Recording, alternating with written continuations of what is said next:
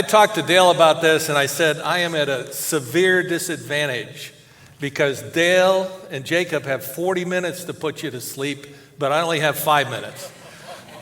So we're going to talk a little bit about heaven today, and I'll tell you a little story about heaven.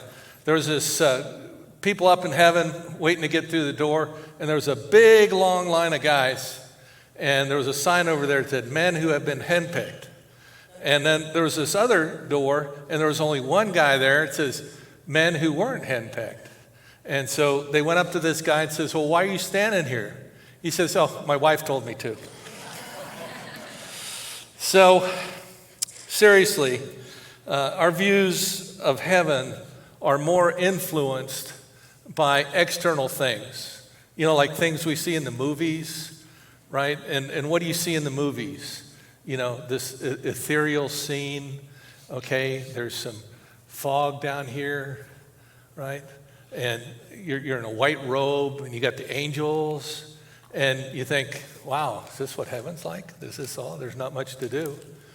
And I know that Nick has this hazer fog-like machine, so maybe he's trying to give us a little taste of what people think heaven is going to be like, you know? So let's think about our life, right? Let's think about on that wall over there, we've got a line, you know, like a line graph you used to have in school. You got this line, and you got this line over here, goes all the way through here. And what's our life? Our life that we're living now is like a little itsy bitsy tiny dot on that line, right? And the rest of the time, it's going to be eternity in heaven. But yet, do we talk much about heaven? Do we think much about heaven? Do you hear it taught much? In seminaries and the systematic theology books, it's barely mentioned. It's really not given much of a line at all. So when you ask people, are you ready to go to heaven? Sometimes you get some interesting responses. You know, like, well, I really haven't experienced life yet. Well, I haven't been married yet. Wait a second. Maybe they could skip that one. I need to have children first. I need to see my grandchildren be born. I've got this dream vacation that's planned to go to Hawaii. So basically, what people are saying is that those things are better than being in the presence of Almighty God. Wow. You know, when you look at it that way, that's hard to think about that. And then I often love this. You hear this a lot, especially like in places like Sunday school class, Bible study.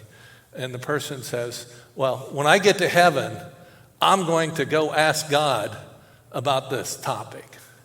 Well, think about this, right? Think about heaven. Think about God. You know, the streets of gold.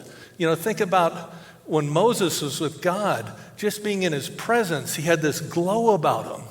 And then you're going to walk up to this God and say, well, why did you do this? Really? So when you think about those things, it's hard to say. And you know, like I said, some people, they think about, well, I want to see my mother in heaven, right? Well, is seeing your mother in heaven, how does that compare to being in the presence of the Almighty God? I'm not saying that, you know, you might want to see your mother, you know, that it would be good to see your mother. But how does that compare, right, to being in the presence of Almighty God? So I think we need to be more thinking about heaven. And the one thing that we really need to think about are those people that aren't going to go there. They're not going to go there because they don't know Jesus Christ. They're not going to go there because we're not telling them about Jesus. They're not going to go there because we're not living for Jesus. And they see people as hypocrites.